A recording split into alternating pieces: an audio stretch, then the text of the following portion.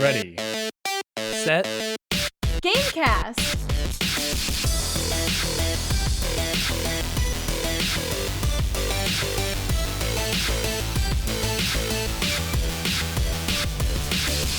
Welcome to Ready, Set Gamecast, a bi-weekly podcast about video games and the changing world. I'm Bryce, and rolling high in dodge, it's dexterity. It's me. What does rolling high in dodge mean? Because you have high dexterity. Rolling high to dodge, not in dodge. Yeah. I don't know. I bumbled my words, and it went perfectly. I thought you were saying, like, get out of dodge. You fumbled your words? I bumbled my words like the hit dating app.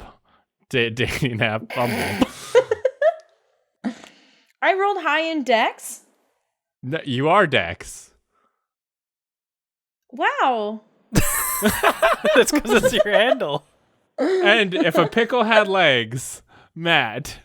You'd be halfway to human. I'm pickle Is Rick. that the criteria?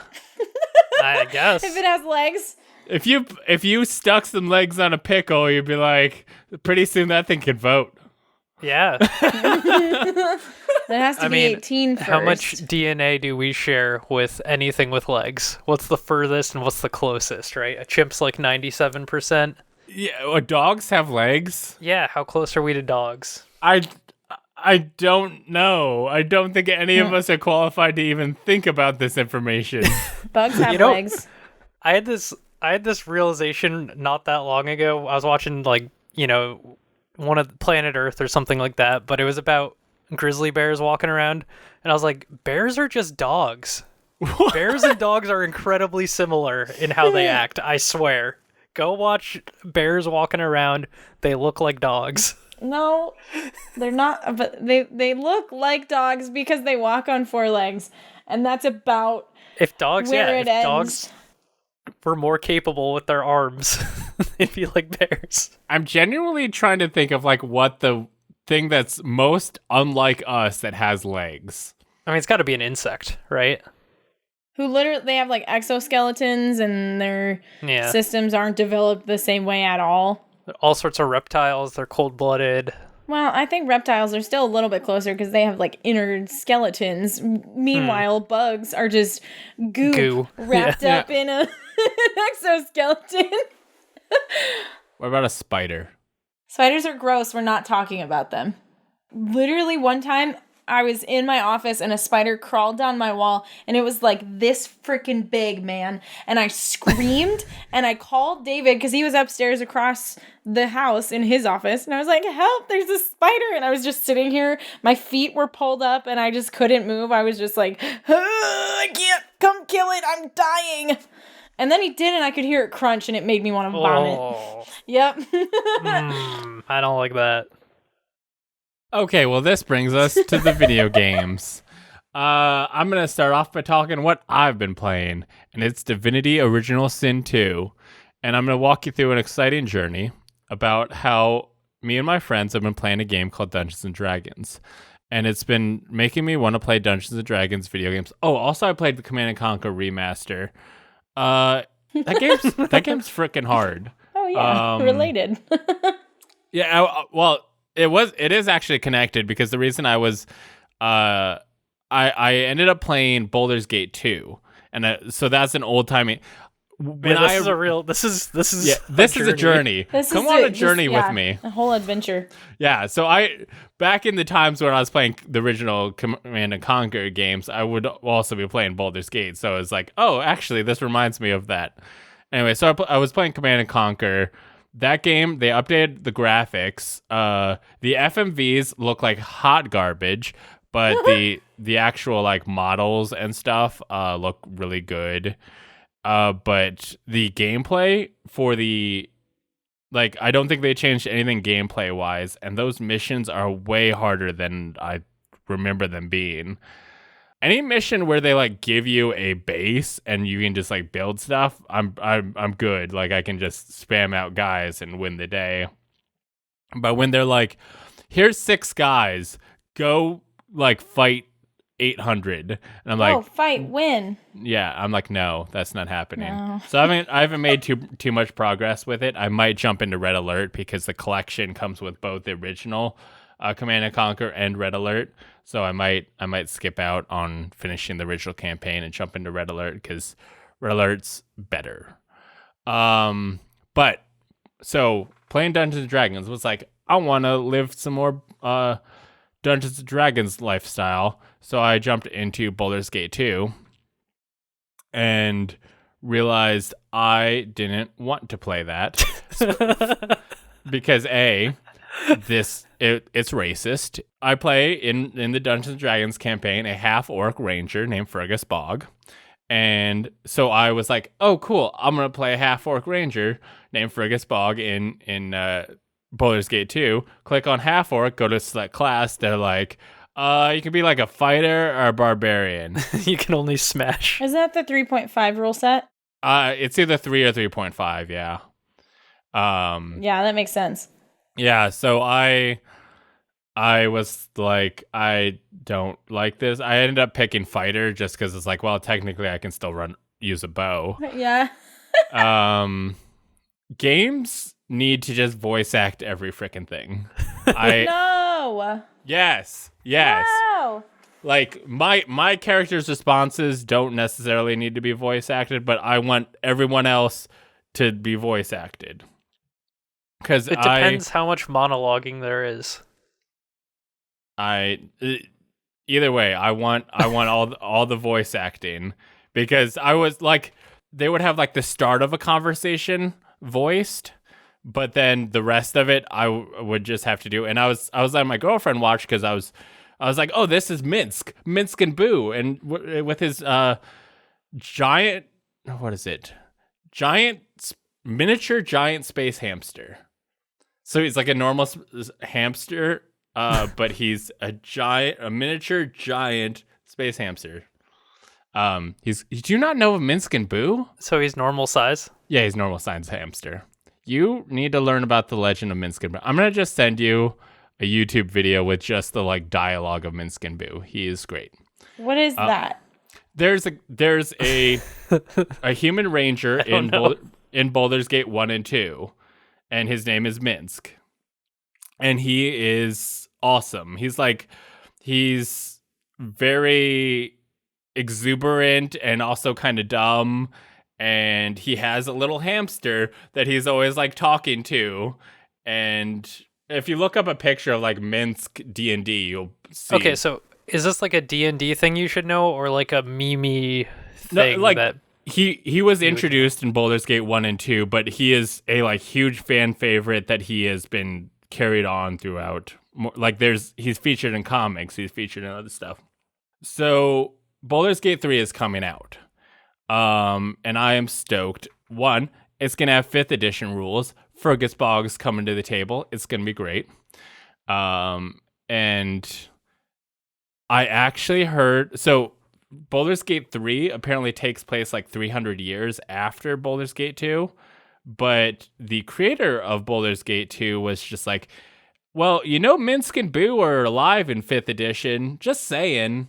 I'm just mentioning this information. So it's like Minsk and Boo and Baldur's Gate 3. Minsk and like, I don't know how it will work because it's supposed to be 300 years later. Humans don't live that long, but it's freaking magic and stuff. They can figure it out.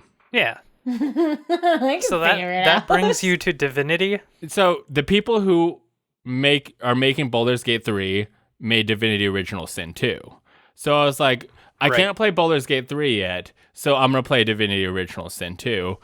And because I think Baldur's Gate 3 is actually being made in the same engine as Divinity Original Sin 2. So it's definitely like a little taste of what you're getting.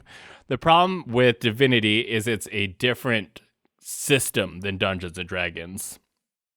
Like when I'm creating my character, they're like different stats and different things that like they have like wits, and I'm like, I don't know what this is used for. Like I don't know when this is gonna come up, and there's times that they're like, you can now use your wits for this, and I'm like, I didn't know this is what wits would be used for.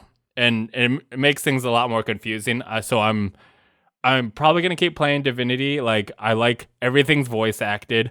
It does have like a tabletop feel to it, where you can like solve problems in creative ways.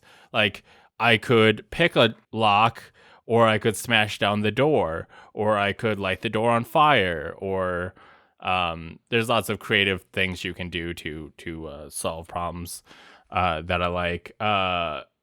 Did the systems have to be super different just like so they didn't get sued at the time? I mean, like Dungeons and Dragons is a copyrighted system. Right. You have to pay. You have to pay to use their system. So even using any of the stats, it's They like could probably use the same names as the stats, but they can't use the stats the same way necessarily. Yeah.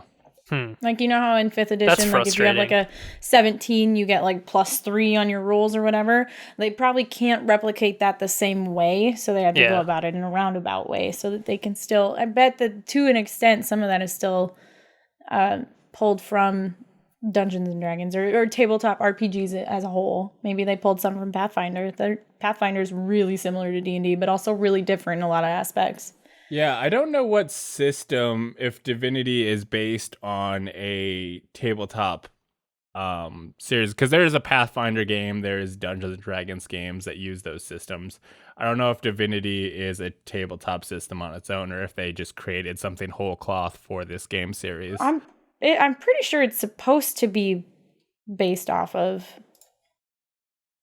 I'm looking at the Wikipedia Tabletop. article, and I'm not. Nothing's jumping out at me that's screaming, "This is what it's based on."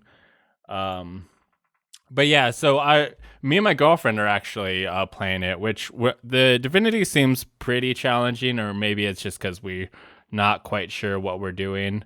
But I love that it's fully voice acted. What's cool is that you can pick characters that have like full backstories and full goals. Like the character I picked is a assassin, and he is like, I have to go kill this person. Like this is my goal. And like Erin is playing a character who is like possessed by something. And she needs to figure out what she's possessed by and deal with it. And interesting stuff can come because of these things. Like I've had somebody run up to me and they're like, "You're the murderer guy." And I'm like, "Yeah, leave me alone." And like Erin has had it where she was talking to somebody and like the demon inside her like forced her to kill the person. Neat. So yeah, so it's really cool that like you're not just that like you can make a custom character that is not have an origin or whatever, but you can select one of these pre-built characters who have an origin, who kind of make things more interesting about what's going on, which I very much prefer. I hate it where you just like a blank slate, like you're not really part of the story. And I feel like this is a good in between where you're still like making choices and stuff, but you are a character in the story. You're not just like a avatar for your existence. Yeah. Yeah, Divinity Original Sin 2. We're still very, very early on. If we keep playing, I will say more, but we're going to talk in the news later about what's probably going to pull me away. But first, Darian's going to tell me what she's been playing. I am. Okay, so wait. So last episode, I'm pretty sure I did not bring up the fact that I'd started playing Final Fantasy VII. I don't think so. I don't think so. Which I'm fairly certain I'd started before last episode, and I don't know why I didn't bring it up, but I did. And I'm like 9 or 10 hours in now, and it's great. I cried in the intro. It was so beautiful. And every once in a while, like a cutscene will slow down and I can really appreciate like how reminiscent it is of the original game, and just like, oh, gets me right in the feels. It's great. It's a really pretty game. Initially, I'm kind of a brat about like voice actors and stuff. Wow. Like if a character has an original voice actor that is still alive and still voice acting, I get pretty upset if they're not used in future games. And so I kind of had that with like Like, Aerith was replaced, Tifa was replaced, Barrett was replaced, and they've all been voice acted in, like, the movies or in Kingdom Hearts. Like, so part of me was like, why can't we just use those? But, like, honestly, a lot of the characters so far that I've come in contact with, I feel like their voice actors are really fitting. Except for Sephiroth. Sephiroth seems a little bit off, but I also haven't had a whole lot of interaction with him yet. So we'll see. I hear Sephiroth is a little bit off. Huh? He's a little crazy. Like he's fucked up? Yeah, he's a little off. I haven't played it, but I hear he's quite a kooky young man. He's pretty a little bit evil. Spoilers. That's not spoilers. One of the oldest things in video games is how Sephiroth kills somebody's favorite, like a lot of people's favorite character. Spoilers. I know nothing about it's been the story out for 23 of Final years. Fantasy VII. I'm pretty sure we have talked on this podcast about how certain people don't know about big things in the game. I'm pretty sure I've talked about on this podcast about how Sephiroth kills Aerith and how people were like, initially when the game was announced and talked about, and people were kind of speculating on shit on how there was the potential for a different ending, where you can save Aerith, right? That would people's make literally opinions no sense on that. It would make no sense why that would be a thing. Would I, as a non-Final Fantasy player, technically I played 15, so I've played some Final Fantasy. It was okay. Should I play the 7 remake? Yes. Yeah. They did a really good job of making it like nostalgic for original players, but also like there's nothing that comes out and is like super obvious right in the beginning, right? Like it does a really good job of introducing you to the mechanics, introducing you to the story and the place that you're at. Like there's the nods here and there that you wouldn't probably understand, but it's not like super prominent, like, oh, I missed something there, because like it blends really well. Okay. Like, I feel like it's really welcoming to new players. It is pretty looking. It's pretty. So pretty. And the music is fucking gorgeous. That's one of the things, is like that soundtrack is so notable, even as like I haven't played Final Fantasy VII, but I know that soundtrack. Exactly. They did a really good job. I should probably check, but I'm pretty sure that the original composer did it. I don't know. It's one of those things where like, if I were going to play 7, I guess I'd probably play this, because I've watched people play the original a couple of times, like various parts of it on streams. It's just like, I don't need to play this. This one's. I've never played 7, but I'm probably gonna play the remake at some point if I ever find the time to do things. I've talked about this in the past, and I like to bring it up frequently. Final Fantasy VII is the reason that I knew how to read so well when I was young. Huh. I saw my dad playing it, and I was like, this looks really cool. Dad, teach me how to read. I want to play this game. And like, he taught me the basics, and I was super advanced in terms of reading when we were in first grade learning how to read. And I was like, oh, I know all of these words already. Like, what's up? were you like, teacher, when are we going to talk about materia? No. Like, no. I keep expecting us to talk about that. It was very prominent in the place where I learned to read. Can we talk about materia and Mako and how the planet's gonna die? Like, Final Fantasy VII is actually like extremely relevant now. It was shockingly relevant in the late 90s, but like even now, like it's got a really strong discussion about how people are using the planet and killing it, and like, holy shit, hi, it's 2020, and like global warming, climate change, that's kind of prominent in just like the general political climate. Like, fuck. Like, here anything we go. else you've been playing? I jumped into Legends of Runeterra, and I still am learning a lot. There's a lot to learn. Like, based on the previous turn-based card games that I've played, such as Hearthstone, it's actually different enough that there's a lot to take in and try to use strategically, and it's really cool. Yeah, I think what it does different than a lot of those card games is like pretty smart and Yeah. it's like pretty user friendly the way the game plays. Like anything you try to do, it seems to like accept that input.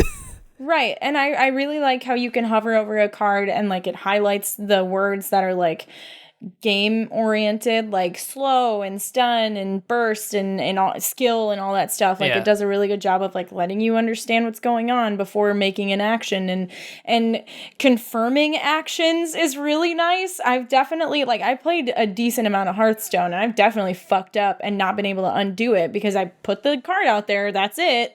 Like it lets you kind of pull some of that back a little bit.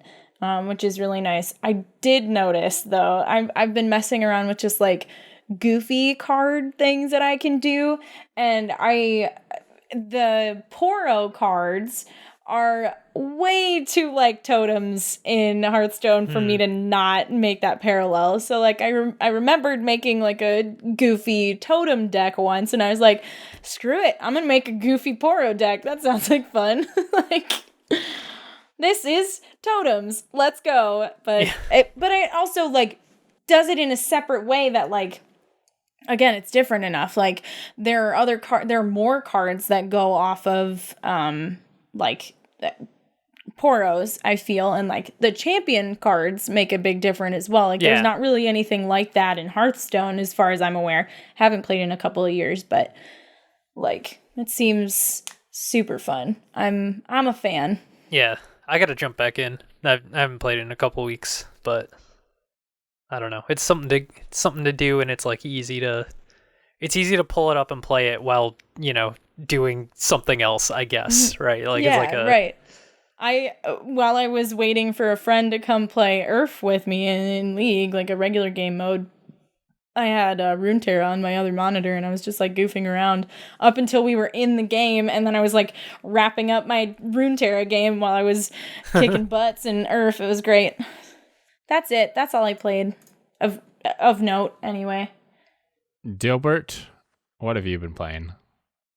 I played some Animal Crossing. Wow. But why? Oh, wow. Holy crap. Why though? Didn't see that one coming. Yeah, I don't need to talk about Animal Crossing at this point other than I'm still playing it. Have you been doing the wedding event every day? Oh, I haven't done the wedding event. I forgot about that. At all? I've never been to Harv's Island. I've played that game every day since it came out, except for one day this last week. I hadn't played, and it was like a little after like 10 p.m. or something, and I was like, you know what? I don't need to log in today. And that was the first time I hadn't logged in on it since it started. God. The curse How is it almost starts. broken. Yeah. I also lost money on turnips this week because I never hit a good that's price. disappointing. And not nearly as many people are buying them as they were. And I haven't gone and like trolled the internet to find, the good turnip prices. I think I'm done with turnips for sure. I might even look at the game occasionally, but it's like if a new thing has come to the game, I'll be like, yep, okay, that's what that is, and then I'm done. I might log in for Bug Out. I think Bug Out's coming soon. I'm one fossil away from having all the fossils, so I'm pretty excited about that. But I'm also frustrated because it's like impossible to get because it's just like you have all these fossils every time. So Yeah. I'll be excited when I complete that. That should be hopefully in a couple of weeks, right? Like if I keep getting them every day. Maybe. Yeah, but Animal Crossing, it still exists. It's a great thing to just boot up, once a day or twice a day for a little bit, run around, talk to people. The next game I played is, I guess, kind of an old game at this point, Sea of Thieves. So, I don't know, you guys have probably played Sea of Thieves, or at least generally aware of it. I loaded it up once and got seasick in real I life. wanted so badly to play Sea of Thieves, but it was so hard to access with all of my friends, and I didn't want to play it by myself. And so the dream died. I never got to play Sea of Thieves. I'm sure I could now, but the new game Darren, Yumi, Matt, Becker's Let's Play? of Sea of Thieves? Yeah. Yes. Yar. Right. I found it difficult to group up, but that was fine after we got it going. And yeah, we just like we went out, we did like the kind of tutorial. I went with my girlfriend and her friend, so we had a team of 3. We each did like they have like a nice tutorial voyage now, so like you can get in the game and do that. That is good, because that was one of the things that I had a problem with when I logged in, and maybe it was because I had randomly loaded it up early when the game first came out. Yeah. Where I loaded it up again recently because they were supposed to have added a lot of things that made really good and stuff, and I was just like, what am I supposed to be doing? There's so many things. Where do I go? What do I do? And but there's a tutorial type thing now? Yeah, so it's called Maiden Voyage. You wake up on an island and there's a ghost pirate lord guy, and he tells you to like, go pick up the sword. All right, this is how you swing a sword. All right, go, dig up a treasure chest. Okay, cool. Go get in the boat. And then you start sailing, and then it kind of brings you out into the world. It's actually really cool because it as it ends, it integrates you live into the game, like into an open, so like you can just go from there. But then we were all just going to group up, so I just left. But it's cool because it just like brings you out sailing into the world out of it, which is neat. Yeah, so we went to like the starting area. We picked up I don't even know what they're called at this point, because there's tall tales, which seem like bigger things. I think there's like dungeon quest type things. But we just picked up like a treasure map that said, go to this island, or find this island on your map, go to this island, here's the X that marks the spot for the chest. And so we just started sailing, but we didn't mark the map first, so we had no idea where the island was, and apparently it was only 1 square over from where we started, but we ended up going like way off course. There was a storm, a ghost ship started attacking us, and then our compass was going wild because we were in the storm, we couldn't find where we were, so we ended up eventually sinking. But it was like it took us like an hour of actively sinking because we were getting shot at by this ghost ship, and we were like bailing out water and fixing with planks and stuff. And so we were just like slowly declining for an hour. Did you try taking their ghost ship, and then you we rammed them a couple of times. We like used the harpoon gun and pulled them into our ship. That was kind of cool. But yeah, we failed ultimately. And then we woke up washed up ashore on an island.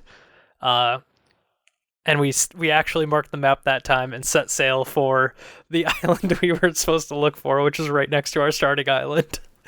And we got there, got the chest, headed to port. And as we pulled into port, there was another ship there. And a guy just ran over and he said to me like, oh, you have a sword out, and then just shot me. And then they killed us all, and they took our treasure chest. So after like 2.5 hours, we got nothing for it. That's toxic piracy. as hell. Yeah, it was kind of hilarious though, because he was like, are you guys on Xbox? And it was like, no. And then he was like, are you on Steam? No. He was like, what are you on? I was just like, Windows. Like just Windows Store, Xbox Game Pass. Was he worried that somebody would like report him as a griefer? And I don't know. He was like, "There's no reporting on Windows. I've got them." Well, once I said Windows, he was like, "Oh, okay, I'll leave you alone." Oh, like what is weird?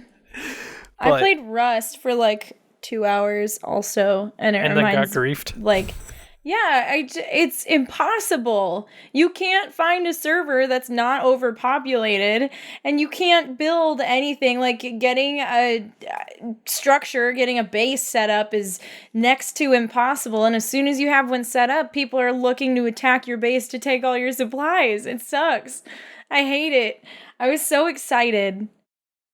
I think Sea of Thieves does a lot to generally not be like, you're not stuck anywhere, right? You can kind of sail away. Like we saw that boat and we sailed around the island to the other side to hope to bring our treasure chest in, but then like the guy came running across and shot me. So I don't know. I think we'd do better in the future. And the game itself is like the experience was a lot of fun, even if we got nothing for it. It was like a good hangout session, and like, I don't know, it was pretty fun. I like that it's like themed. It's a themed survival game, so that definitely gives it some boosters. Yeah, and it's like super not reliant on the survival aspect, right? Like death doesn't really do anything. Oh, sure. Like you don't really get punished for dying in the game, and like the only progress or progression is all like cosmetic stuff that you can keep on your pirate. So I don't know. It all works out. The next game I played is this. Okay, so this is something that popped up on Twitter on Friday that I saw, and I don't know. Do you like Sudoku, Darian? I'm terrible at it. You're terrible at it, but I'm you familiar enjoy with it. maybe. Maybe I could. I think I'd have to be in the right state of mind.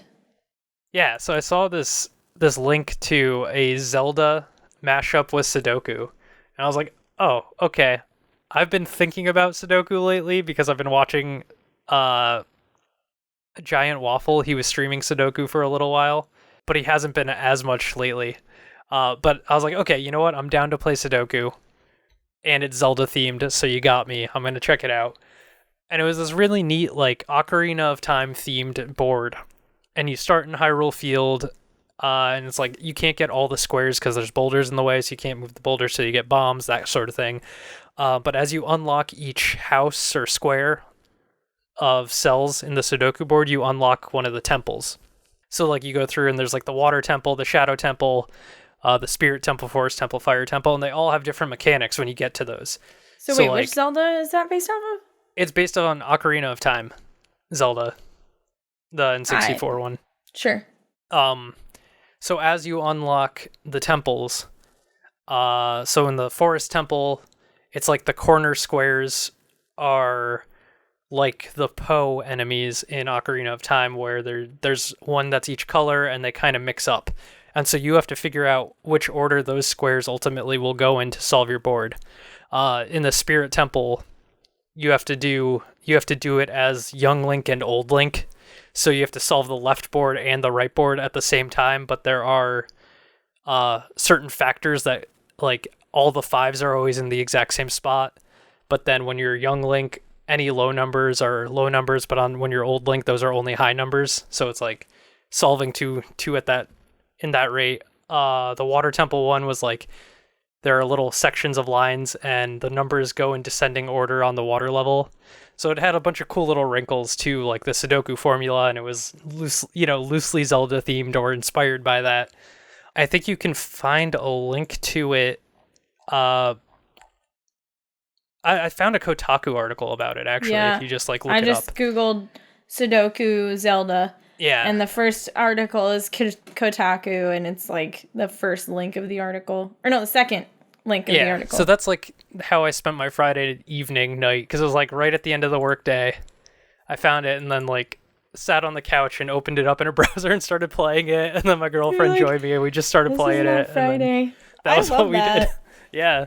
That's awesome. That was fun. And the last thing I've been playing, another classic game, Super Mario World. Oh. You guys familiar with Super Mario World? Vaguely. I don't know if I really played that much of it. Maybe like the first level. Wow. So I was thinking kind of the same thing. Like, I don't think I've really played this game in like 20 years. You know, it's been a long time. But I had the Switch online and I was just like futzing around trying to figure out. Like, I was like, oh, I don't want to play Animal Crossing right now. I don't have to start After Party because we're not doing that this week. That kind of thing. And so I was like, let me look at the SNES games. I played a little F-Zero. I was thinking, man, they got to make a new F-Zero game. And then I was like, you know what? I'm going to play some Super Mario World because it just feels right. And so I've been playing that like a lot this weekend whenever I've just been like sitting around. I've been like, you know what? I'm going to play a couple levels in Super Mario World. And that game's super good. It's super fun. Who would guess a classic Mario will be good? I'm trying to think, like, what do you think the worst Mario game is? Worst mainline Mario. I mean, I feel like Super Mario World 2 doesn't get enough credit. I think it's pretty cool. So I'm not going to say that one. I haven't played a lot of the newer 2D Marios, like any of the Super Mario Bros. U or New Super Mario Bros. I haven't played any of those. I probably like original Super Mario Brothers is probably like the worst, quote unquote. I would say 2's the worst, but also it's hard to count that because it's like not really a Mario game. it was a reskin of a different game, so it's almost unfair to count that at all. But yeah, probably the very first one's probably the worst, and that's kind of a testament to the fact that like they just keep getting better. There's probably a point where Although I think 3 is maybe the best. 3. Yeah. So I think I played 3 the most as a kid. But I've been really enjoying Mario World, and like I feel like there was a lot lost on me in that game that I'm like now playing, and I'm like, oh, if you read any of the little speaker boxes, it's like, hey, any of the red dot levels have 2 exits, so you can get to the Star World, right, and go to the secret Star World. And so I beat the game by like the second world. I went to the star map and then warped all the way to Bowser's Castle and beat the game. But then I'm going back and playing the levels as I go, because I was like, you know what, I want to unlock all the levels. But I think there's a good balance probably around Mario World. Like, I think Mario World's probably one of the more popular Mario Maker tile sets. And I think there's just like a good balance of what mechanics are available in that versus as it gets more complex, or there's just more items and more options in the newer games. But yeah, Mario's a lot of fun. Who would have thought? This brings us to the video game news. Okay, here we go. So, Itch did a bundle for racial justice and equality, and so far that has raised close to $7 million. Let's get the exact number here. That's an insane number. That's so high. It's a lot. $6,774,096.42.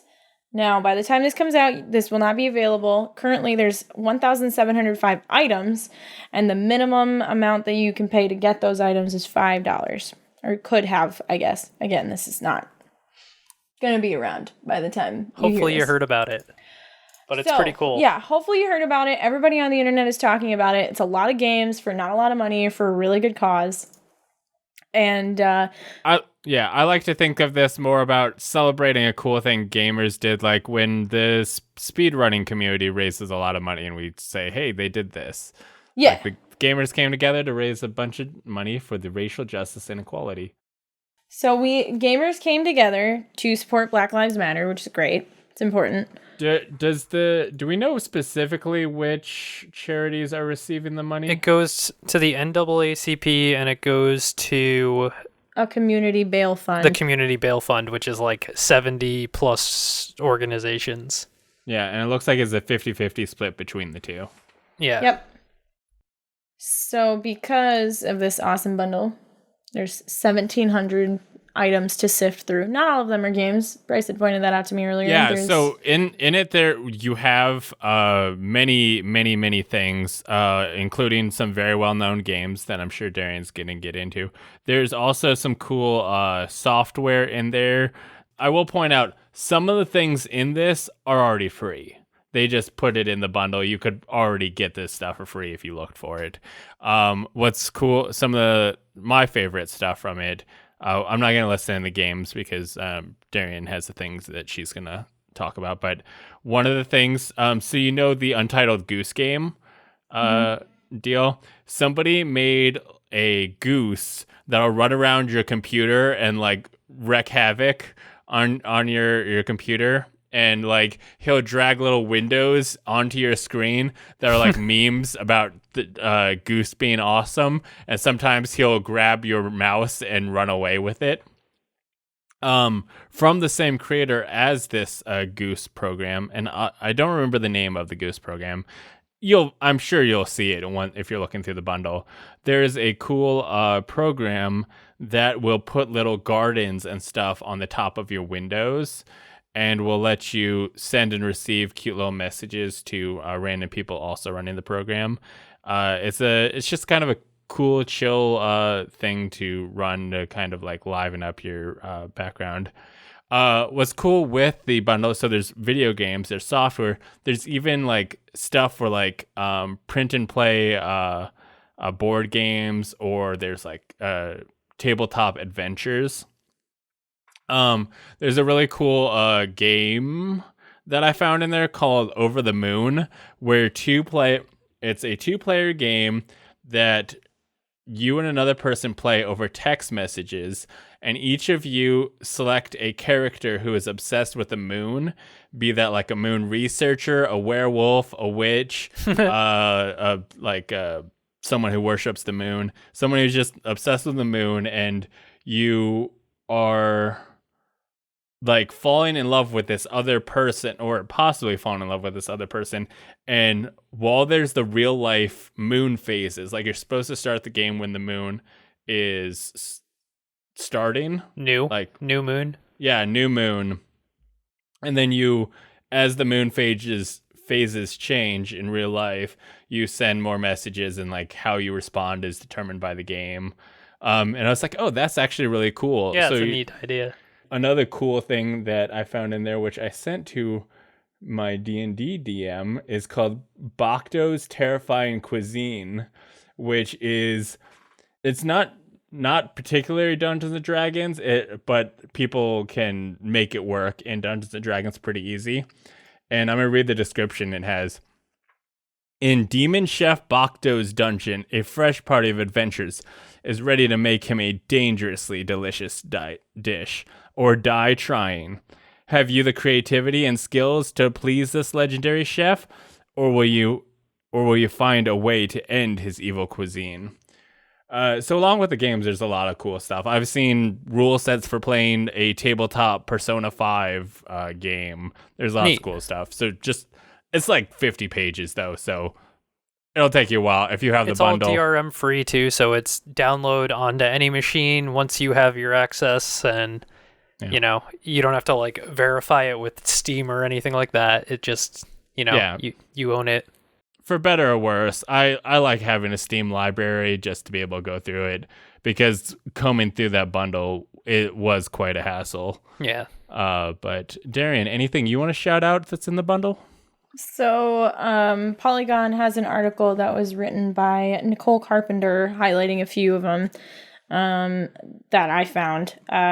It's got Dujana, which is a interactive narrative game with focus on exploration set in a fictional Islamic majority country that has an occupying military force. So I guess a different perspective for a lot of us. There's one in here called A Short Hike, which looks like a hike simulator where you meet other people. I think that hikers. game's like an hour long at most, too. Okay. It's like a real quick experience. Sure. Celeste is in here, which is kind of a self-made game already. It's pretty cool. Art School, which I guess you're graded by an AI. You draw things that it tells you to, and then the AI grades you. That sounds all right. Yeah, I'm kind of interested in that one. There's one called A Mortician's Tale. And you play a new mortician named Charlie as she learns the ropes of the business and industry. There's actually a girl that I'm vaguely aware of who became a mortician, and I've always wanted to like ask her if she wanted to do a let's play of that to get her opinion of as an actual mortician of what playing this game was like. It's probably never going to happen, but it's self-proclaimed death positive, which is an interesting couple of words put together, but I like the idea behind it. I feel like most people are death negative. Yeah. Cat Lateral Damage is in there, which is that VR game. No, it's not. It's not VR. I thought they had a VR mode. Not to my knowledge. Either way, it's a game where it's a game where you play as a cat knocking off stuff. I guess not first person, first cat perspective.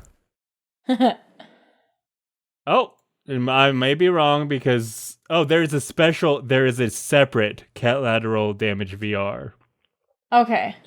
Which I was like, that's the other reason I didn't get that game. Yeah, which requires the original game to play. So it seems like they added in, it basically is sort of a free DLC. Sure, like the Hellblade Senua's Sacrifice VR experience. I mean, sort of like this requires a separate download. Senua's Sacrifice, the VR mode's already built in. Like you don't have to download anything separate. They also have something called Diaries of a Spaceport Janitor. Oh yeah, I bought that game. Yeah, that I saw. I think it was in a Humble Bundle or something. It looked really cool. I think it's Tiny Build published, and I think it was in one of their bundles. But I bought that game one time. But that's cool that that's in there because I still haven't played it.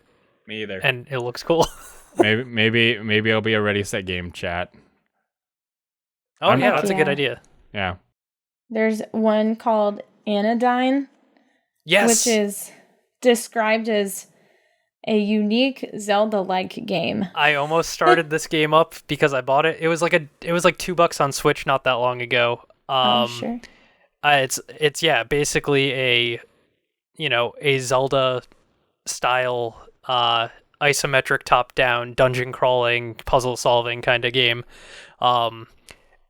And they've recently made Anodyne 2, which is like in the vein of the 3D Zeldas on the N64. So it's like low polygon, low texture res, but it's like Ocarina of Time style, and I've been meaning to play that. Sorry, go on. That's okay. The next one in this article is called Beglitched. It's a game about insecurity in our computers and ourselves. Basically, you play the role of a new apprentice to the notorious Glitch Witch. Hashtag. I don't know. It Glitch looks Witch. like a Connect 3 style game, but Down. yeah. This next one's called A Normal Lost Phone, which looks really interesting. Through the interface of a mobile phone, the player must discover what happened to its owner, Sam. So you dig through like apps, texts, pictures, whatever to try to figure out what happened. It looks like it's a teenage story, coming of age, homophobia, depression, or the search of oneself.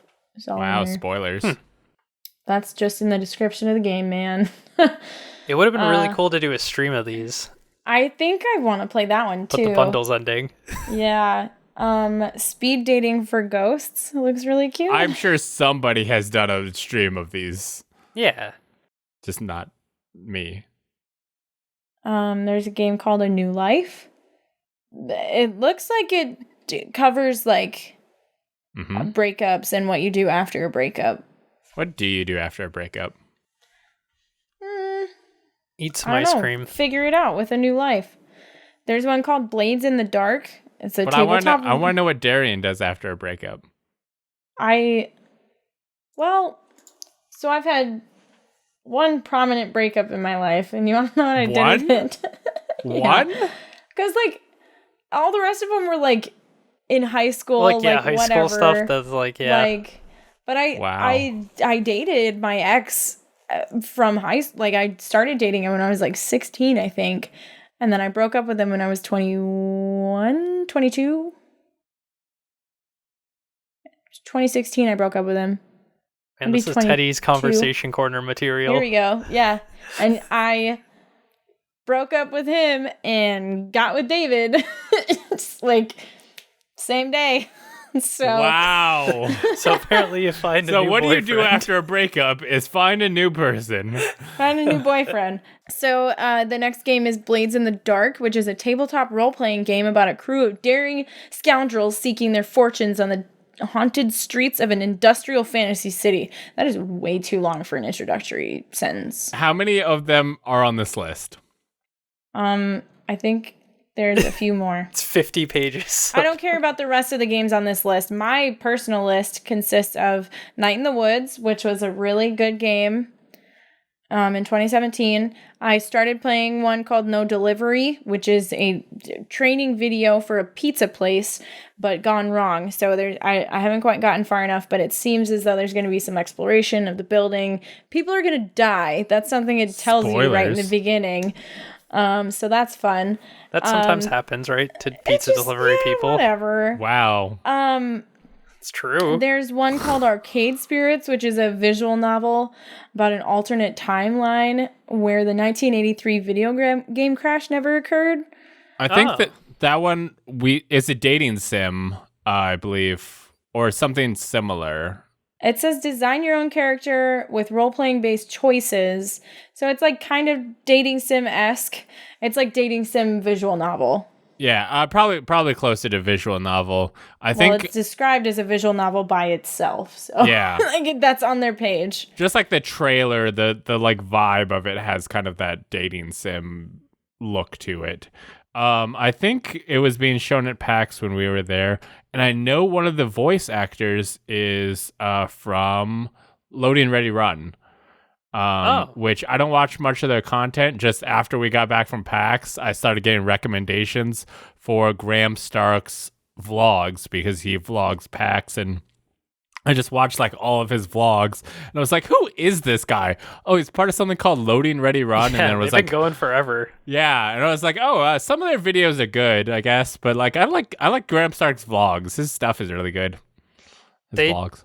I used to watch a lot of their stuff way back. Like they used to have stuff that was closely tied with the Escapist website.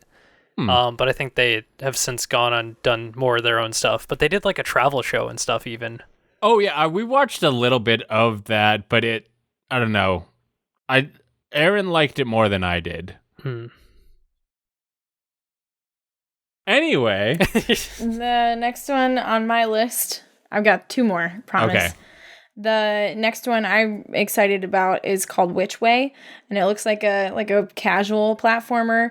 You're a little witch and you're trying to save bunnies in a well, and it's like 16 or 32-bit. I'm not great at telling the difference between once we get into the bits, but it looks super cute. You play a little witch and you're saving bunnies. And the last one is called when in doubt, you could call it a pixel.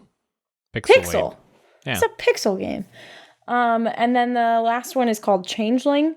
And from what I've been able to pick up, it's a somewhat visual novel. Full-length visual novel about love, reconciliation, and trying to survive in a dangerous supernatural world. And like changelings are like a fairy thing where like the fairy will put their baby in place of a human baby and take the human baby, and the fairy baby that they left is meant to look like and act like that child that they stole. And then the human baby is raised in the fairy world. And I love that, and I really want to see what they did with that. It looks really cool. That's what happened in the hit TV show Troll Hunters, and there's a lot of things that take that story, because like the book series, the Modern Fairy Tales by Holly Black, Tithe, follows a changeling story, which is really cool. It's real good.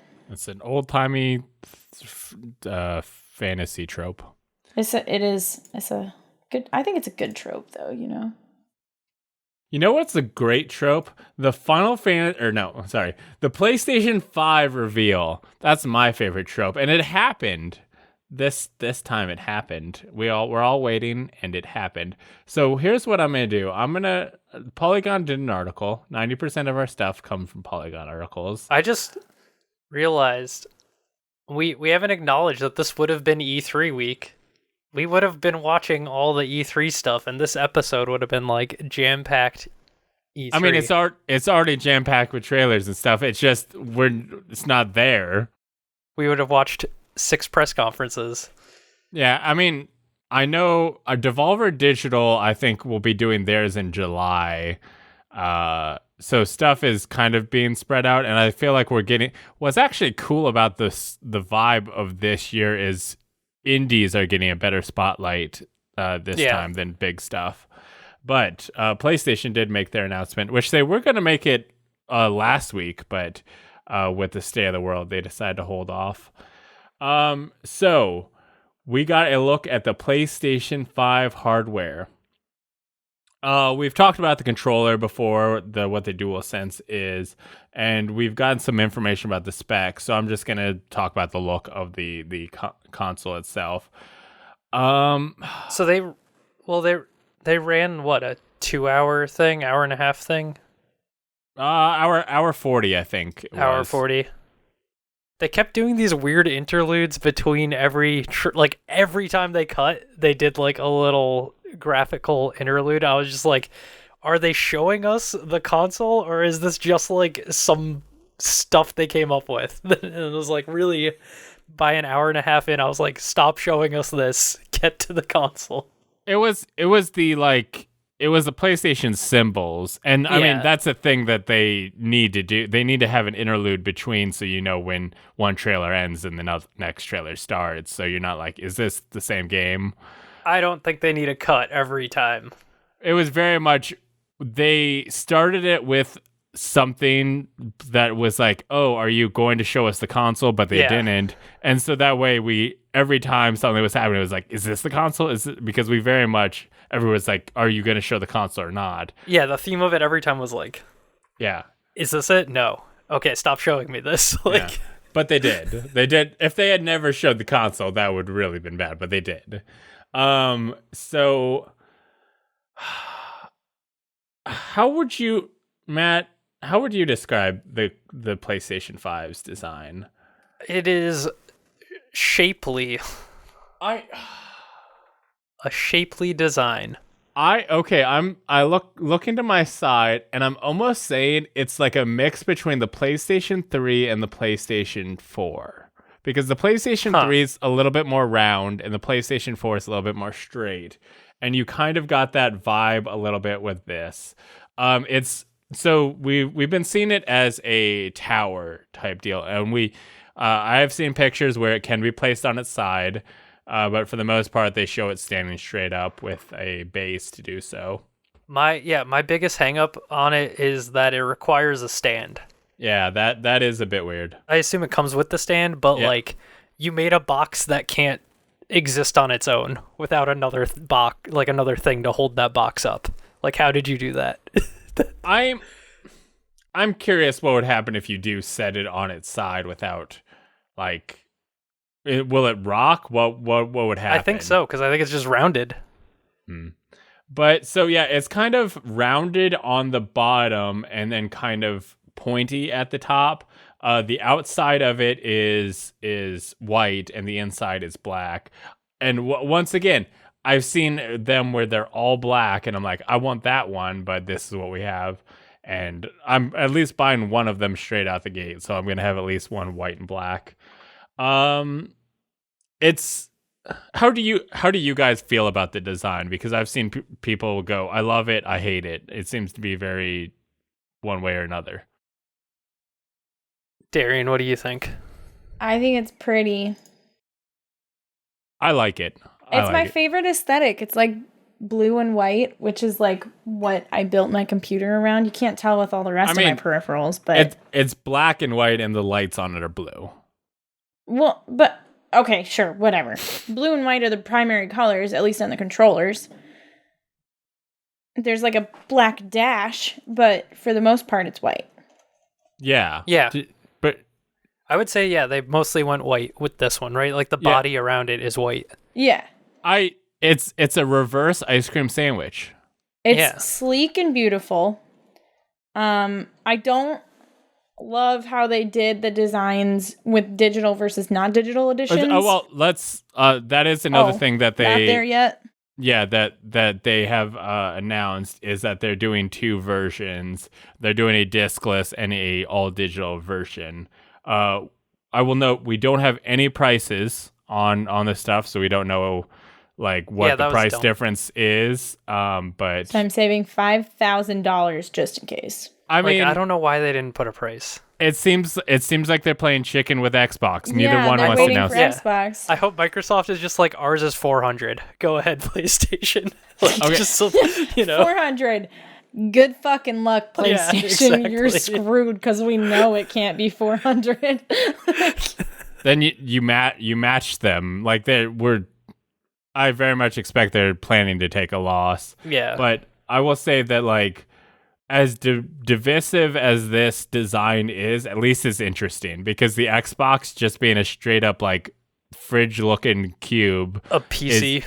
I mean it's my PC looks more interesting than the Xbox does. So I'm really concerned about how big it is. The PS5, yeah, it is fairly big. It's bigger. I think it's bigger than the PS3, bigger than the PS4. It's the biggest one I don't altogether. understand why they primarily show it standing up, but I think it's because of the design, right? They do that. Like, it looks like a trophy or something. Yeah. I think it's fine looking. It's not my favorite, but like, I'm not gonna not get it because of its design. Here's the question: Can you set the Xbox on its side? I believe so. We've only seen that one standing up as well, and it's almost like, is this next generation designed to be stood up? Yeah, are like a we now tower. gonna have to? Are we now gonna have to past plan? few generations of both sides have been able to be yeah. either way. Yeah, so but- I don't see but- why this one wouldn't be that way as well. But the typical design is on It's in your si- media cabinet, like on Yeah. a shelf or something. I've never stood a console up. Really? I stood an Xbox 360 up once. It fell and ruined the disc inside. Oh no. Yeah. Yeah, mine typically end up standing up in any room except my living room. right, Like my living room, I have space to lay them on. like in a lay them cabinet or down. something or what. Yeah, But and I guess in my office right now, my PlayStation 4 is just nicely on the shelf, but the PlayStation 5 wouldn't fit on the same shelf laying Yeah. down. I'd have to set it up in here Yeah. unless I get a new shelf, which I totally can. But I mean, I'm almost wondering if people are just gonna get new entertainment systems to set their new consoles up. Maybe. Because if both consoles are expecting to be stood straight up, then like if it was one of them, I'd go like, oh, whatever. But if it's both of them, then it's like, okay, I'll just plan to stand both my consoles up. no, it definitely seems like primarily the promotional images are it standing up, but I've seen it on threw its one in side there. before as well. Yeah, so seems like they want us to stand the new one up. I'll probably set it down, but it is going to be huge. So would you say it's Darian, you said you really like the design. Would you say it's your favorite looking console you've seen? Versus like for new consoles or like in general? Like, if you could think of like what your ideal console design is that has existed. I mean, the aesthetic, yes. The colors are my favorite. Okay. In terms of like actual layout of the console, probably not. I really like how the PlayStation 4 looks because it's like, I don't know, it just because this is like sleek and flowy, but in my opinion, like the PlayStation 4 is a little bit more like sleek but jagged, if that makes sense. Like it's rougher cut. It feels clean. The PS4 just feels really clean. Yeah. So like this, I mean, it's fine. I do love it. I am excited to have one.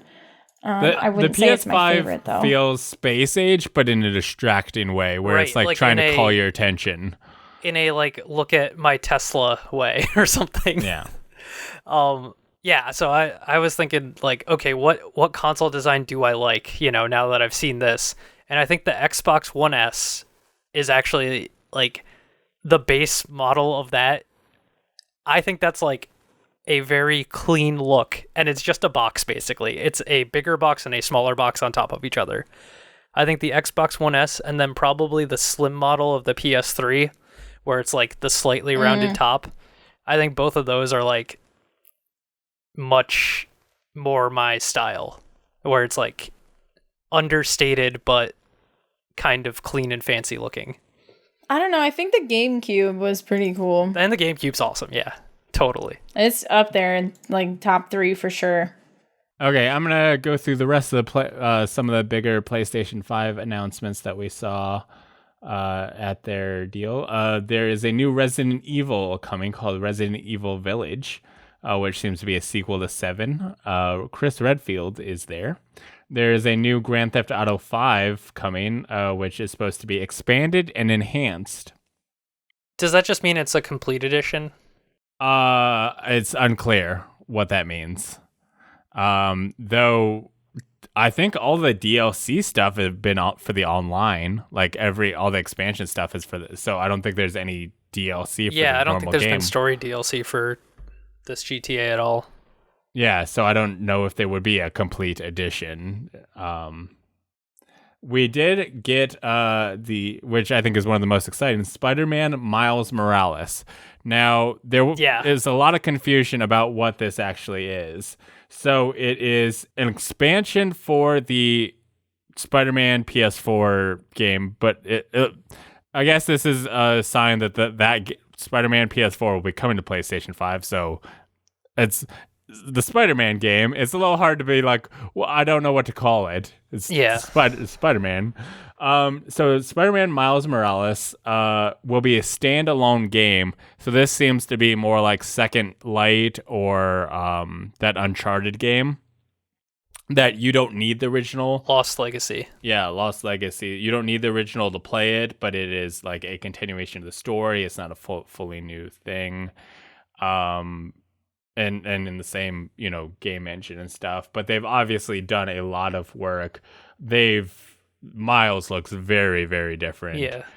I'm super excited because it's probably coming to PS4 and I won't have to get a PS5.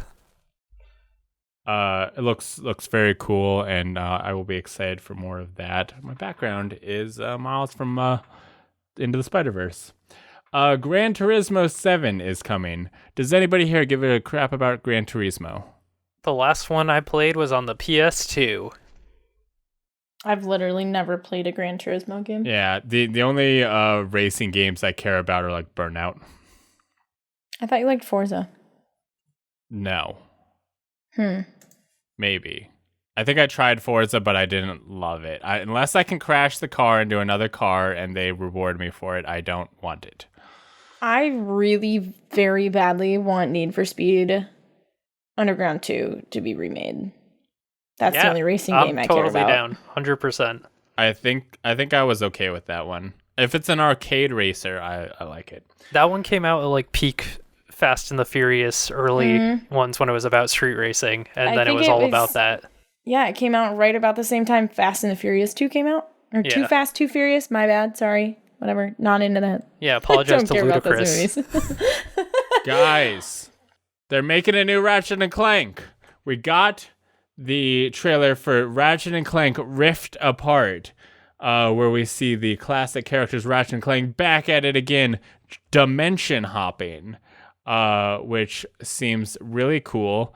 I wonder if this is going to be a way to, I don't know, like bridge continuity, because all the classic Ratchet and Clank games up until the most recent one have existed in one universe. But the game before the most recent ended Ratchet's story. And then they did the reboot. They did the reboot with the movie, right? Yeah, they did it was the game based on the movie based on the game. Yeah. Which the game was better than the movie. Ratchet and Clank is a very interesting game for my family because Ratchet and Clank All for One, which isn't well liked. It was a 4-player co-op game. Honestly, I think it's great. I don't know what people's problem with it is, but they're idiots. But it was on PlayStation Plus on PS3, and it came out on PlayStation Plus about the time that my son was at the point that he could hold the controller and play stuff. And it was actually a kind of perfect game because all I had to teach him was like, here's the button you press to come to me. Because if you press like circle, it would just like grab onto the nearest player. So we could kind of like sort of play together. Like he could move around and like he could try and shoot, but he was very, very small and could not do the stuff good. But it was fine. If he struggled, he just pressed circle and came to me, and it was fine. And like as we played, or as he got older, he was able to do more stuff and participate more in the combat and stuff. So like that is like his favorite game. Like that was like his first game, and he has played a lot of that. We've never finished it. Yeah, it might be a thing we come back to. I would love for.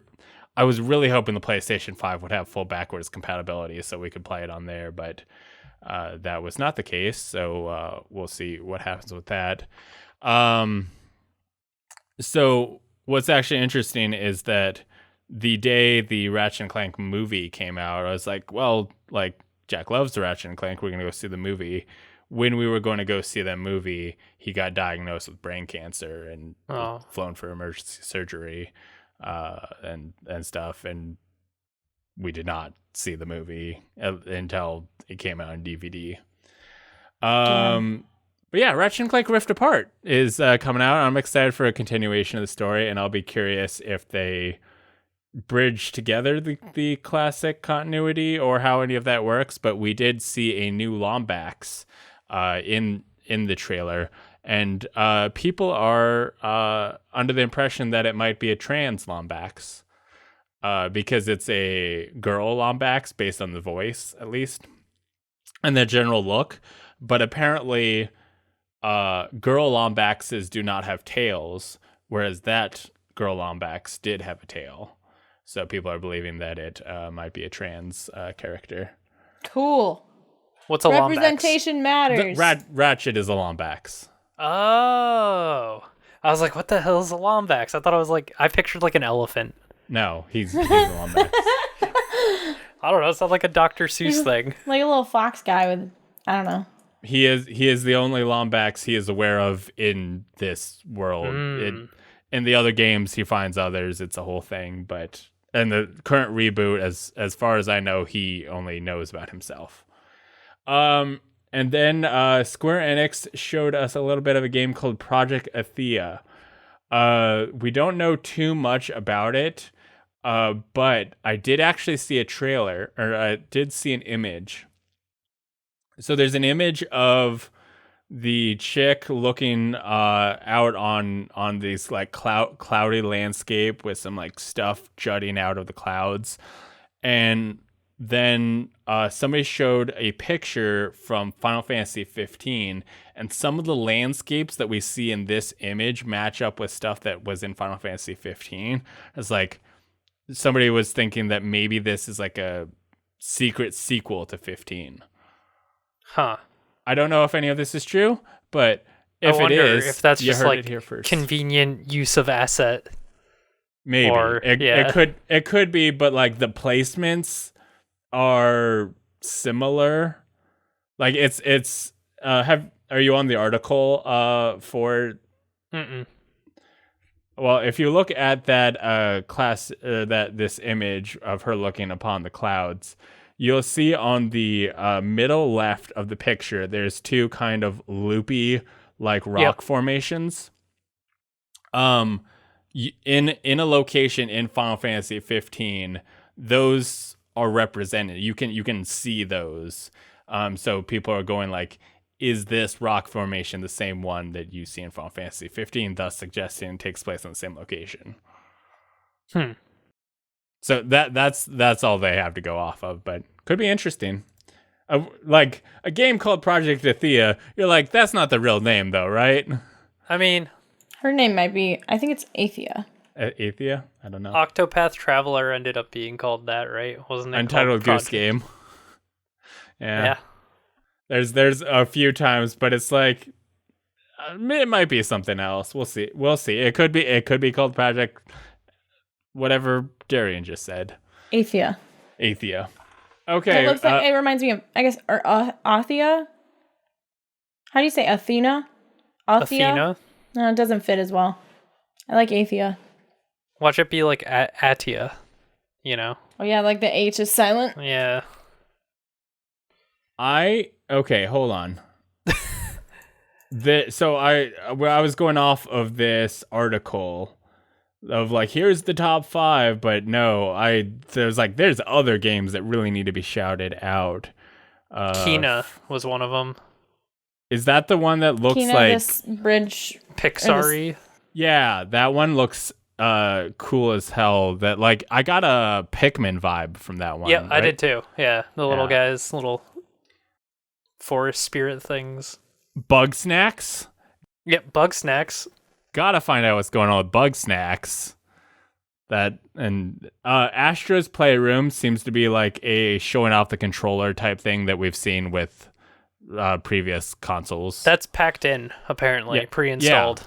I mean, they did something like that for PS4 to show you, like you could shake your controller around and you'd see the little robots in there. Yeah, if you could go on the store right now and download Playroom. Oh, okay. Yep. I assumed that was like, okay, never mind. We also saw a trailer for Hitman 3. Godfall looked interesting. I don't know where I'm landing on Godfall as far as like the looter grind game. Yeah. I'm probably not going to play it, but I could see people who'd be into it. Ghostwire Tokyo, we finally found out what exactly that is.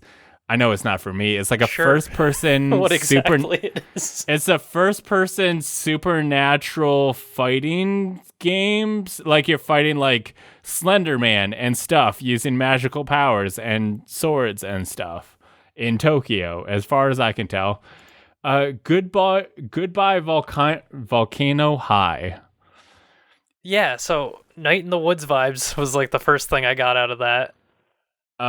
It's a visual novel about dinosaurs, and it seems like the asteroid is coming, and it's their final time in high school, and they're figuring out their life.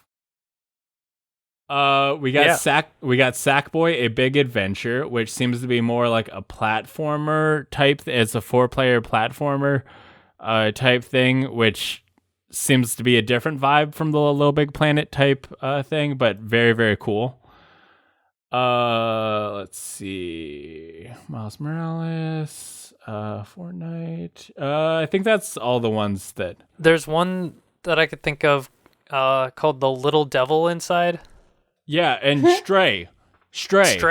Yeah. Stray. Yeah, we don't know what that is. You seem to play a cat in a robot world where all the humans are gone. I almost feel like there was gameplay in that trailer, and it was like just very cinematically shot, and you can move basically platforming through the levels.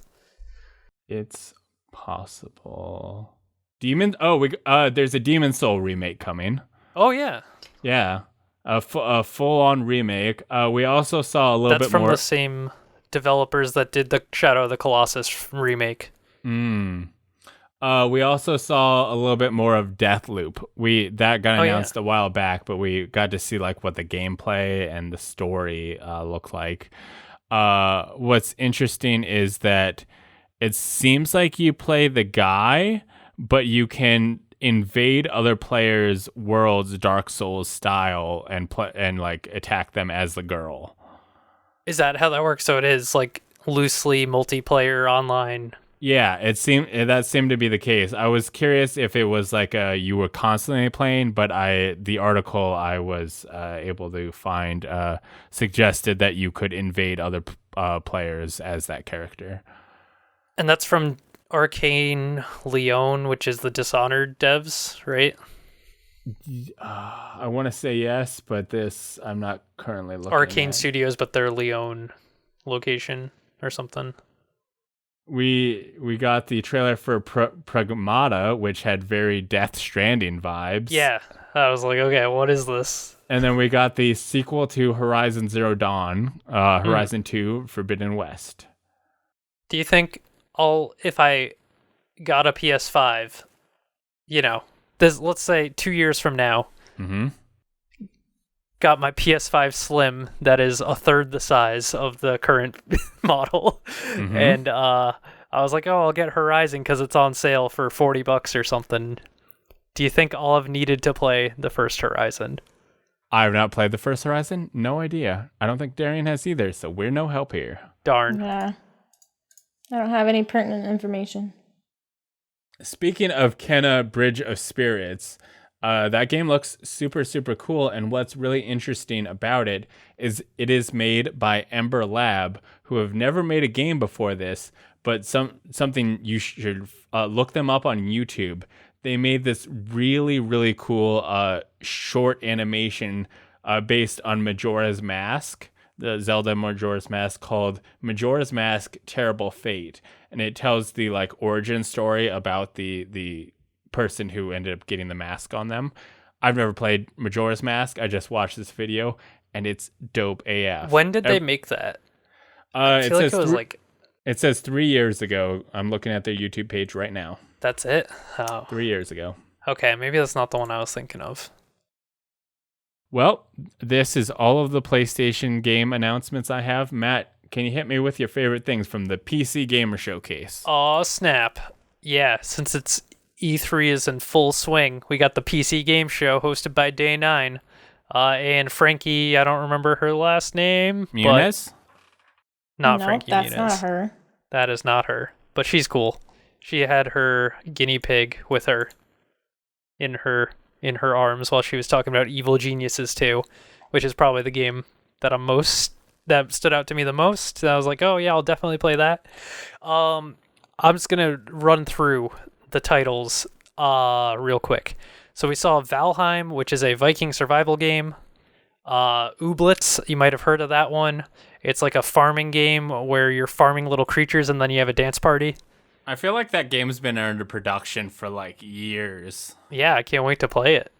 Torchlight 3 went into early access the same day as the PC game show, so that is now available. You could go play it. It's $30. I've been watching a couple streams of it. If it was free, I would probably try it out, but at $30, I'll wait. Elite Dangerous had a DLC teaser. We're getting space legs. We're getting space legs. Yeah, it seems like Elite Dangerous is doing a better job at being Star Citizen than Star Citizen. We're getting space legs. So you can walk on planets. Yeah, this is a thing that players have been talked about for a long time. I was hot into Elite Dangerous for a minute. You guys probably remember. And so they just made two big added a big thing to Elite Dangerous called fleet carriers. Basically is a ship that you can park other ships into, which was that's fine. That's only something really, really rich players even care a little bit about. But a thing that people have wanted for a long time is what they call space legs, like the ability to walk around.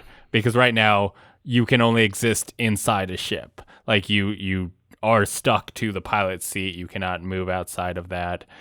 You are basically the ship. And now people will be able to go to a planet and walk around and shoot at things from the looks of it.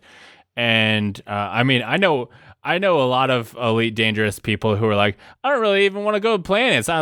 It depends on how cool your planet is. Just let me walk around my ship, because some of the ship designs are really, really cool.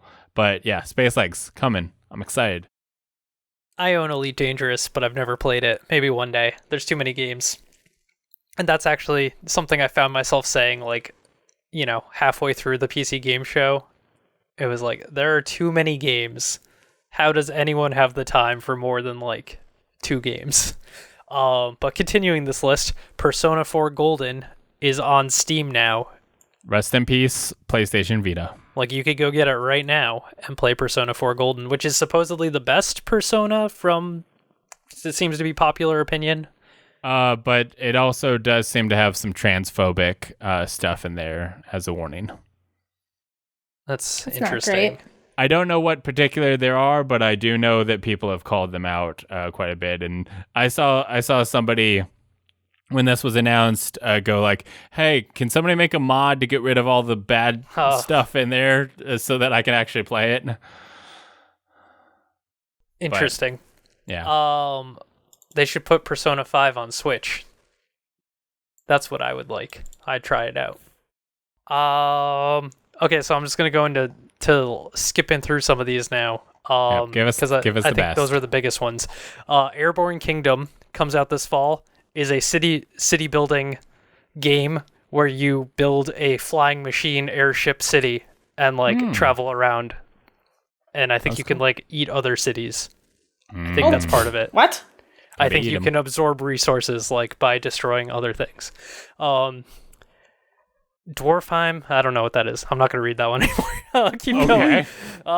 Evil Geniuses 2. That was the one I mentioned earlier. Bond villain strategy title. I didn't know that it was a strategy game. I thought it was kind of, I guess, like a building sim type thing, but you are an evil genius with your lair. You send minions out to do missions, and you prevent secret agents from sneaking into your lair. Icarus is a game from the creator of DayZ. It looks like it's a mining survival game, but they have made it so that the loop is more based on each session.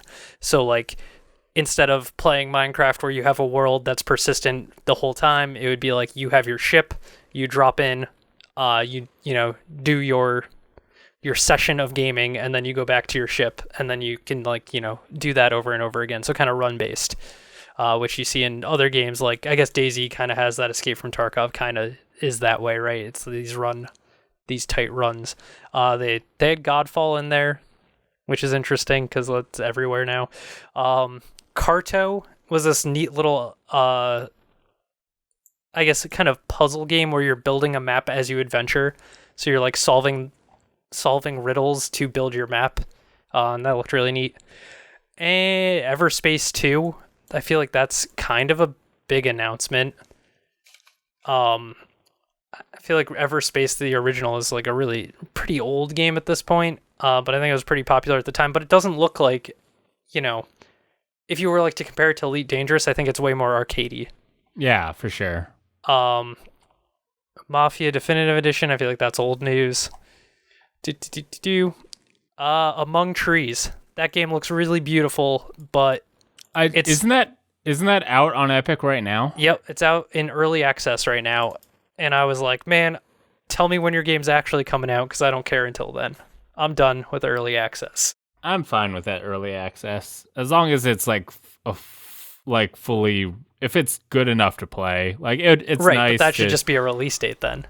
I guess, but don't you want them to keep making it better? Absolutely. That's, you know, the cycle never ends these days. You got to keep improving your game. I mean, is that a bad thing? Yeah, a little bit. Like there is a deal as a player. Like think about if what's the space exploration? No Man's Sky. Like, yeah. Say they stopped it when it got to the point where players like actually they made it good. Like they have put out even since they have said actually this is the game that you promised, they've still put out even more. They just added cross-platform stuff. They've been adding more and more and more. And as a player, I'm like, man, this game is more like insanely got so much stuff. The developers are just keeping pumping more into it, and as a player I'm like, this is dope. Obviously they reached a point where it's released, but it's like, yeah, as a player I'm not upset that they're still working on it. Like, no, I'd be fine with that. Just if it's in early access, that to me is like, oh, I don't want to touch that because it's not done. It's probably buggy. It's, you know, incomplete. So they're definitely it depends on how excited you are for it. There is games that I'll go like, oh wait, and there's games like there's a game I'm gonna talk about in a minute that I'm gonna be like, I don't care. Let me at it. Trash Sailors looked like a neat little co-op game. Kind of Don't Starve visual style a little bit. Yeah. But it looked like you're co-op on a raft, collecting resources and building your raft as you go. And I like the name Trash Sailors. I thought that was pretty good. Amazon's New World had a trailer, which is coming out in August. It's an MMO, and I still don't know. I feel like I don't know anything about that game, but it's like, you know, a pretty big release that's coming up in August. That might be Surgeon Simulator 2, if you're into Surgeon Simulator, like the original, you know, sim game. Weird West, I believe, was in there, and Weird West was in there. Yeah, that's got a Divinity or Baldur's Gate vibe to it, but in a like supernatural Wild West setting. Looked cool. And there's a multiplayer-focused Outlast coming out next year. If you like Outlast survival horror stuff. Ooh. Yeah. That'd be Check neat. that out. Okay. And that's pretty much the quick rundown. There are more games. Check it out for yourself. There's all sorts of trailers out there. Watch the show. Yeah. I mean, yeah, we're going to give you the highlights that we think you should be keeping your eye on, but load up the showcases and watch the trailers yourself, and I'm sure there's probably something that'll pop your eye, pop your interest. Yeah. But It's not just the PC Gamer Showcase. Guerrilla Collective, which is a partnership between The Mix and Kinda Funny, have been out there doing daily showcases this weekend. They had one Friday, the 13th.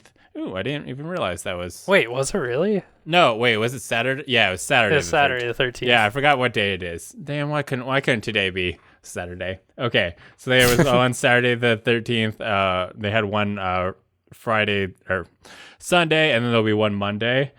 So here are the trailers, the game announcements that I want to shout out, and I'm just gonna hit you with the one I'm most excited for. Baldur's Gate 3 is coming at us. I have been waiting to find out when we will get to play it since we got the announcement when they announced Stadia. That's where we found out Baldur's Gate 3 was coming out, was Stadia. Oh, wow. Yeah. And we are now learning that Baldur's Gate 3 will be available for early access as soon as August. This August, you can play Baldur's Gate 3. Do you think Stadia will still be around then? I don't know. Honestly, it seems like they're trying to make a comeback. Yeah, no, I think we'll see. So I am very excited for that. That is a game that I will play in early access, and at least buy in early access unless it's super super broken. We'll play quite a bit of. What do I want to shout out? Almighty Kill Your Gods looks really, really cool. It seems to be a co-op. I guess I'm getting like Risk of Rain vibes off of it, or almost. Maybe I was gonna say Monster Hunter, but maybe not. But it seems like you're building up a city, and then you have to defend it against these giant creatures and stuff that will be trying to attack it. That sounds cool. Yeah, it seems like you're kind of like a guardian of this city, and you are upgrading buildings and stuff, and then fighting off really cool looking monsters that are going to be attacking. It seems like they are gods. Gods are coming to attack, and you must defend your city.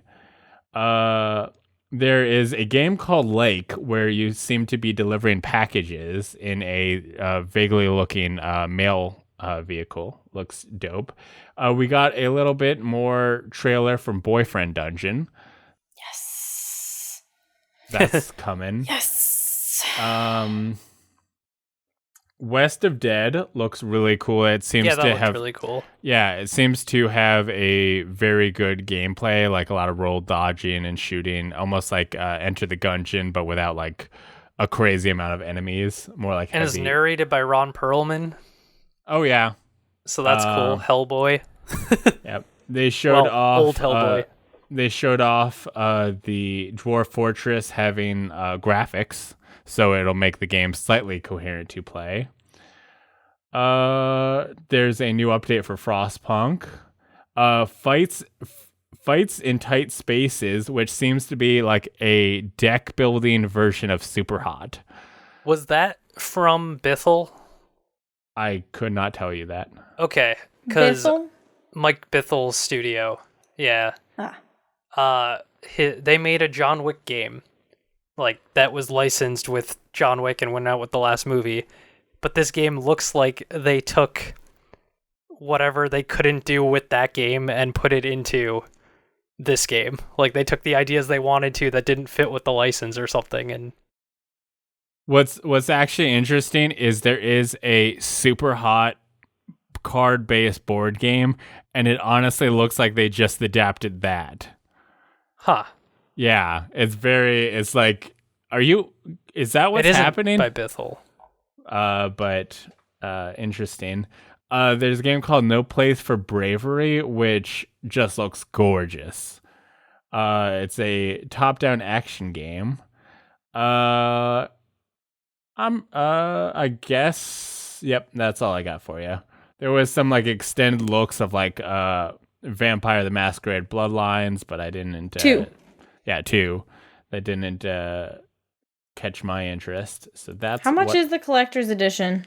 I could not tell you that information. But you know what I can tell you? There's a new Star Wars game coming, and it's called Star Wars Squadrons. We don't have too much information about it, other than it appears to be a Star Wars fighter game in the vein of like X-Wing or TIE Fighter. But the official announcement will be on the 15th at 8 a.m. PDT. So it'll have happened.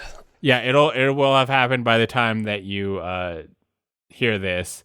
So Star Wars Squadrons has been announced. Go check out whatever information is available for that. Man, I am so excited for a Rogue Squadron game. Oh, there is a rumor that it is playable in VR. I'm fucking excited. I went to my girlfriend at one point. I was like, it would be cool if there was an Elite Dangerous that I could play in VR that was the Star Wars universe. And if this is what that is, oh my God. But thank you to our Patreon producers for helping make this show possible. We've been going on quite a while, so if you enjoyed this, if you're still listening, you can help support the show by going to patreon.com/lastgeek. And thank you to the people who helped make it and let us talk about video games and tell you about all of these cool games that we're excited for, because I'm excited for Baldur's Gate 3, and I want it to do so well that they make Baldur's Gate 7. Yikes. That's kind of far. They just skip all the rest of them. Have you ever played any of the Baldur's Gate, Darian? Nope. It's great. I do want to play the Baldur's Gate version of Betrayal at House on the Hill. So Betrayal at Baldur's Gate, I want to play that. Well, this brings us to the questions. I got a question. No, she has to introduce the segment first. Oh. Do you want to be a part of the show? Go to readysetgamecast.com/submit to submit a question, comment, or your favorite Dungeons and Dragons race and class for us to read on the show. Did we do that last time? No. Okay. Matt, what's yours? My question was, do you guys know what the Gaming Community Expo is? Nope. GAX? GCX? No. Well, if Teddy was still here, he would say, yeah, I do. It used to be called Guardian Con, and before that it was called Destiny Community Con. Yeah, I know what Guardian Con is. I vaguely know. I've never attended, or I just know it exists. Well, it's now called GCX event. Gaming Community Expo, I believe. But the actual event was canceled this year, of course. But the charity marathon's going on right now this whole week. And it goes to benefit St. Jude. So you can tune into that. Is this just your way of sliding in another news story, but in the way of asking a question? Yeah. Okay. Okay. Well, not necessarily a news story. It was just like, oh, the itch bundle made me think of it, and I was like, oh, it's good to. That's a good. You were talking about gaming that does good. Yeah. Summer games done quick is coming up. I'm sure it'll probably be digital. I think it's. I would call that a news story. All right. Well. Okay. Well. Trying to think of a cool question for everybody. What was your favorite first date? Haven't had a whole lot of those. Better question. What was your favorite? I don't know that I've ever had like a first date. Better question. What was your favorite date that you've ever gone on? Oh God! Is this how you realize you've never been on a date? Yeah, I don't know that I've ever really gone on a date. I mean, like, gone to the movies, I enjoy a good movie night where you go out to dinner and then go to the movies. That's enjoyable. What do you consider a date? I don't know. That's the problem. Darren, you're a girl. What do you consider a date? Girls seem to be in charge of that kind of thing. Dates typically are like, we go somewhere, usually not at home, one-on-one to spend time together. That's kind of a date. So, like, you go to the store. If you go to the grocery store together, it's a super casual grocery shopping date. I have gone on a first date shopping for furniture before. It didn't. There was no second date, but I did do that as a first date. Like, was it your furniture or hers? Yeah, it was my furniture. Well, now I understand. My favorite date, I think. To be fair, I think she liked me, but we were not at all compatible. My favorite date, I think, was the day that I met David's parents. We had to drive 5 hours, and the day started out, we went to Valley Fair all day, both got super duper sunburned, stopped at his parents' house, met them, that was super casual, and then we went back into the city.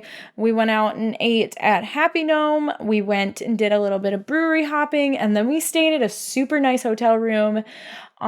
We were like 15 or 16 stories high, and it was a beautiful room in the downtown Radisson Blue, and yeah. And getting a nice hotel room's pretty sweet. Right? That's pretty good. Yeah, it was kind of like an all-day on-off date thing, and I think that was like, it's pretty great. We went to the Mall of America. I bought a cool Diva hoodie that the next time, like the first time I worked after I got that Diva hoodie, got stained with some fucking Old English furniture polish that we use on our bars and tabletop surfaces at work. I was pretty pissed. I thought you meant like the malt liquor. No, right? No, that's what we think of every time we say Old English. It's a brand of furniture polish as well. It was an $80 sweatshirt, and I stained it the first fucking time I wore it, not the day I got it. I was furious. Matthew, how about you? I don't know. I feel like I've never gone on like a date in the capacity of this is a date, right? Where you were like, we are now on a date. This is the thing that we are doing. How did you start dating your girlfriend? When? No, how? Oh, we went out to a restaurant. Okay. Like that was like the first place we went like on a date, yeah. We went to a restaurant, and that was like that. He just doesn't have any memorable dates, I guess. Well, no, one time, like, so I wouldn't consider it a date because it was like we were out bar hopping with a group of friends, but like the place we ended up at was like, it's like a dance club, but not like EDM dance clubbing. It was like they were playing retro music, and we spent like the whole night, like the two of us ended up just going to the dance floor and spend the whole night out there. That's and fun. Like, so we lost the rest of the group at some point, right? Because we had arrived with a bunch of people, but then that was awesome. So maybe that. Oh, that sounds like fun. Bryce, what about you? You haven't described any dates other than your shitty furniture shopping first date. I think actually I remember you telling me about that, and I'm pretty sure I insulted you about it. I mean, already.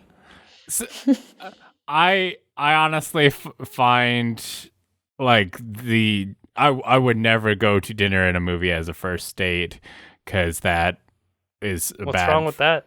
It's solid. No, because the problem with I'm pretty sure I've said this multiple times. The problem with dinner and a movie is you are basically stuck with that person while you wait for the food. And if there's ever a lull in the conversation, it feels super awkward where it's like, oh, what's going on? And then you're just like eating. And then during the movie, you don't really have a chance to talk to them at all. You're just sitting in a dark room together. I agree with the movie portion.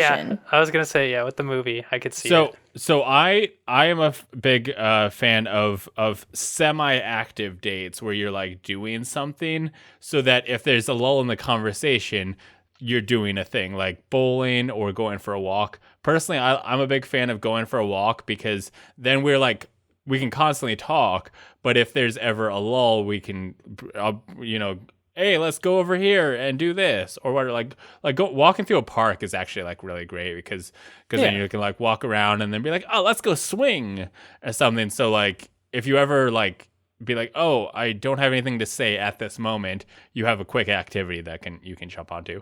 I'd even vote bowling. I've never done bowling, but it's a good deal of like you have your time to talk, but then you can talk about the thing you're doing. So a thing where you're just sitting there and not really doing anything, I don't think is That's fair. Yeah.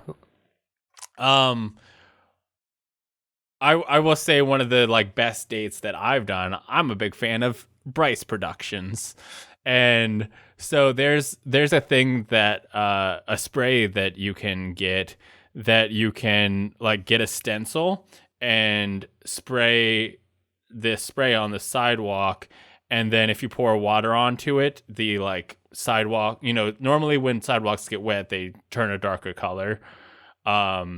And if you poured water onto it, that part won't get wet, and everything else around of it will be darker. So you can make like, basically invisible drawings or whatever. You can make the stencil appear, but it only appears when it gets wet.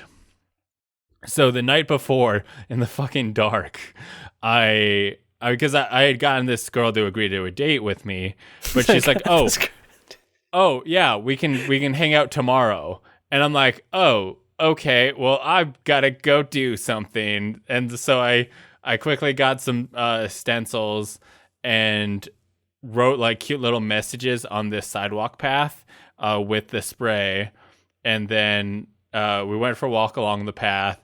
And then I gave her a water bottle at the beginning. I was like, you can drink a little bit, but you need to save like at least half of it for the walk. And then once I marked it with like chalk where the things were, and then once we got to him, like I had her pour the water, and a little message like "You're beautiful" showed up.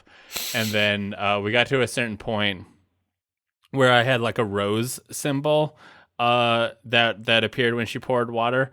And then nearby, I'd hidden a dozen roses in a tree, which Cute. once the simple deal, I grabbed the roses and gave them. Man, to her. I've never done anything close to that Up as your far game. as like a date. Come on, get on my level. That's really cute. The sad thing is I haven't done this for Erin, so she's probably real pissed right now that Wow. I've brought that level. Yeah, also the way we like started was very different, and it's not like it's a deal of like we're like so connected deal that it's if I wanted to do an elaborate production, I would want her to be part of it. Like I would want to do the cool thing with her. So, right now she's like my partner.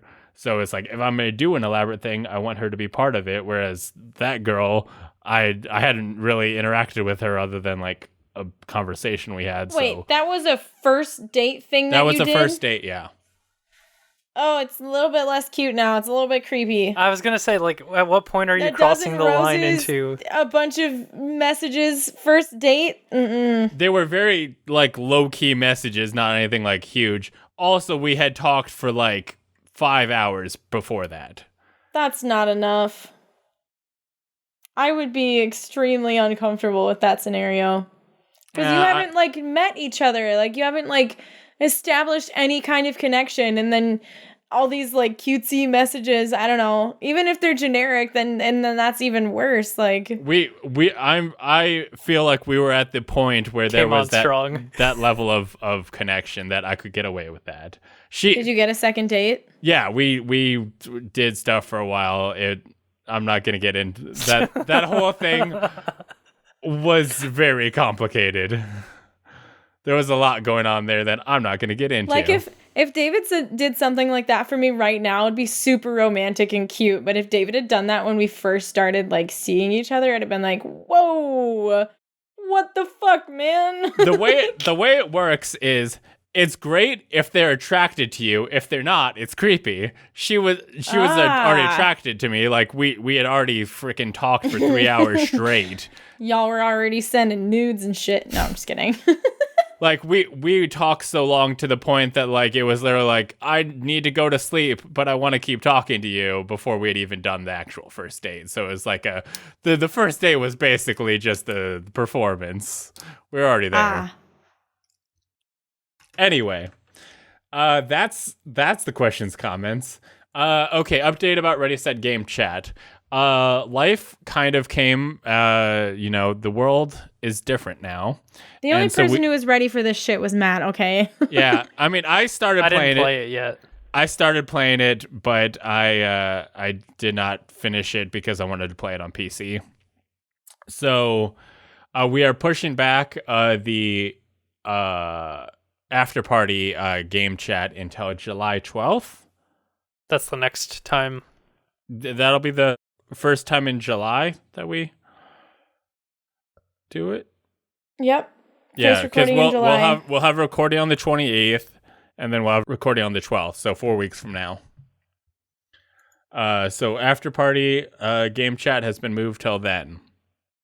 So feel free to participate by going to setgamecast.com/submit and telling us what you think. This brings us to housekeeping. Go to lastgeek.com for links to the podcast on all your favorite podcast services, including iTunes, Spotify, and Stitcher, as well as the video version on YouTube. If you like the show, please subscribe, rate, and review it on iTunes and Stitcher. It helps us grow and become more powerful. Hey, Darian, so I didn't know this until Aaron was working on the video for Teddy. Apparently, you're the one who started the flexing. Apparently, you were the only one who flexed the first time, and then the second time you did it again. Yeah, and then the second time she did it, and then I did it too, and then Teddy didn't, and then Teddy did a finger thing. Yeah, it just became a thing that we flex, and it was a Darian original production. Trendsetter right here. Yeah. You already knew that. Other Last Geek stuff you should check out. Go to lastgeek.com/store to purchase the shirt that Darian is currently wearing. What? It's got us on it, except for Matt. I'm Teddy now. Nope. Look at me. No, I'm not cool with that. We should get another design and just have Matt like crawling underneath. What? Like, sup? Peeking out, sticking his head above the sign, like hi. I figured like peeking out from behind the bricks. Yeah. We get one brick's missing and just like looking through. Hello. What on the poster design we'll just have them put Matt's face where the monster is. Oh yeah, there Yeah, we go. that's a good idea. Matt is the monster, I guess. I like it.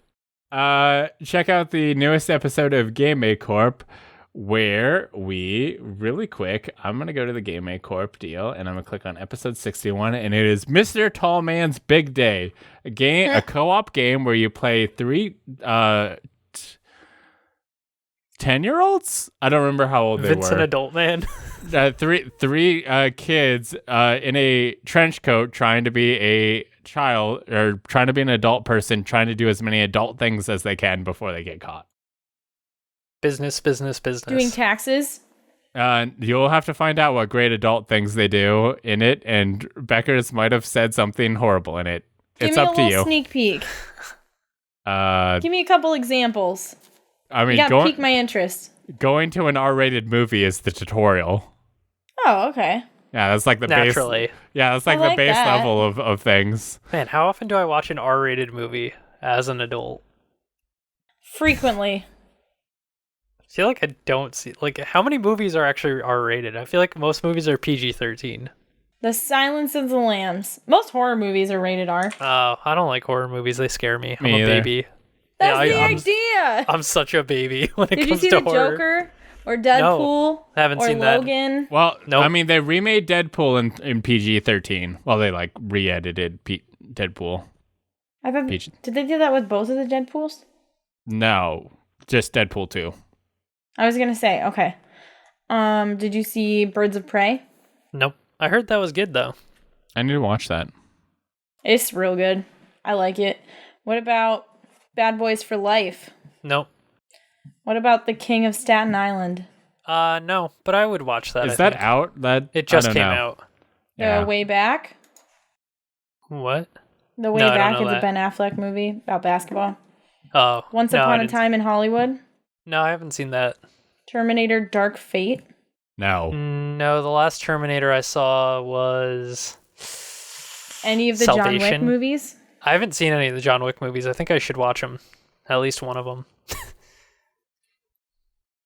don't forget to watch the latest Let's Play of Tricky Towers. And for Patrons, you should watch the very cool Dungeons and Dragons Let's Play that we did. All 3 parts of it. So the plan for it is that the D&D video will come public to everybody July 1st, and then the rest of them should be coming out so that they're all out by early August, because we'll be doing something cool with our characters by the end of August, which I should be announcing once we have the date set with everybody and it's solid and it's concrete and nobody tries to wiggle out. Once everybody is trapped. Yep. Once I have trapped you all, then we'll talk about it. Then I will tell everyone about the date so they can write it down on their calendar. You're not even gonna give them an idea of what it is? We're gonna do a charity stream of Dungeons and Dragons. There you go. With people our characters. Can be interested in that, even if people might not. Yeah. I've been working on a voice this episode. Really? Ready? Is it this? Have you been doing it the entire episode? Yeah, it's been this voice. I've been secretly playing my D&D character all along. You guys didn't know. It was so seamless that we couldn't even tell. He just slipped in and out. You didn't know when it was his character talking. Bravo. I don't know how Morthos should sound. I feel like kind of hissy, like long S's. Wait, what is he? Morthos. He's I'm a tiefling. Oh yeah, I think that's a good idea. Something like that. I kind of talk like I smoked a pack a day, but quit recently. Gravelly. Yeah, he's also slimy as as a snake. Yeah, I'm a slippery. snake. His background. Yeah, there's lots of anyway.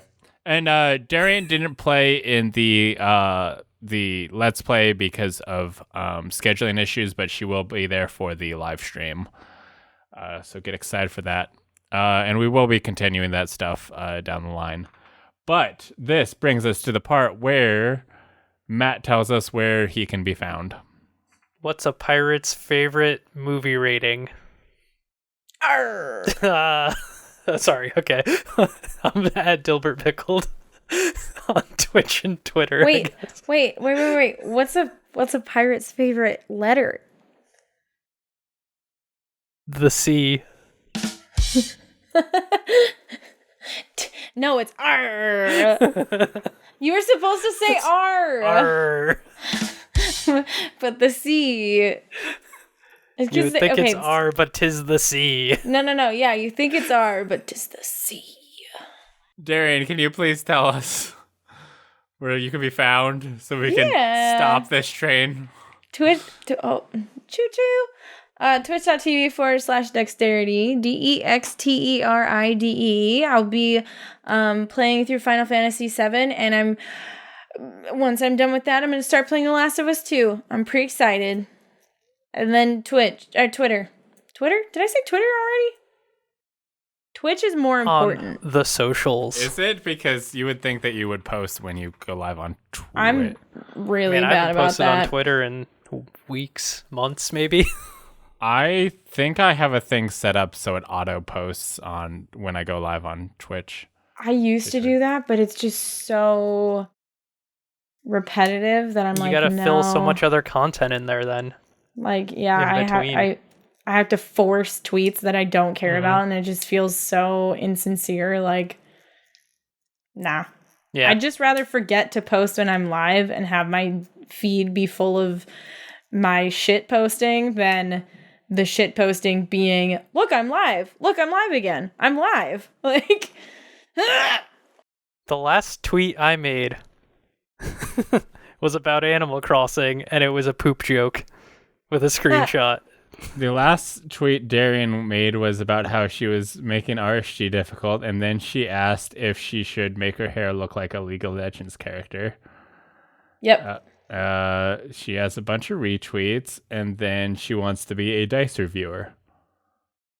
I do want to be a dice reviewer. I feel like I could make some quality dice reviewer content. That is the kind of content you can expect from her Twitter. Also, she reposted the very good goodbye video to Teddy, which currently has 116 views. Wow. It's real good. It's really cute. Matt's in it just once at the end. Wow. I made it. Yeah, when you did the controller. You can follow me on twitter.com/lastgeek. You can follow me at twitch.tv/lastgeekplays. You can follow me at instagram.com/lastgeekplays, where I think I don't post often, but I've been posting all of our character portraits, so you can see what our D&D characters look like. Facebook.com/lastgeek and youtube.com/lastgeek and twitter.com/rsgamecast. That's it. That's all I can think of. This is the end of the show. This is all the words we have to say. This is all the game announcements we're going to tell you about. And next time it should be more speedier, because this one was just packed full of jazz. Snake jazz. Yeah. Thank you, and should we'll make an see end you of the again show in song. 2 weeks. Where we sing all together. We're like, it's the end of the show. Like a Muppets thing is what I'm thinking. Let's do a fully musical episode. Can we actually? That would be a lot of fun. I don't have faith in Bryce's musical abilities. Wow. We need to get Teddy back for that for sure. Yeah, oh yeah, 100%. Oh man, a musical episode would be pretty good. Please look forward to it. Bryce, Okay. Bryce would have to be the announcer or something, like the narrator. If we can get like, I don't know, $500 on our Patreon, we will get a musical episode. That's the budget. That's good. Yeah, that's how we're gonna produce music. Hey guys, what should I do with my hair? What do you mean, like, are you What talking color like should I do? cutting it or dyeing it or? No, I'm getting it bleached on Friday, like my roots, so I'm gonna fix the color. So what should I do with it?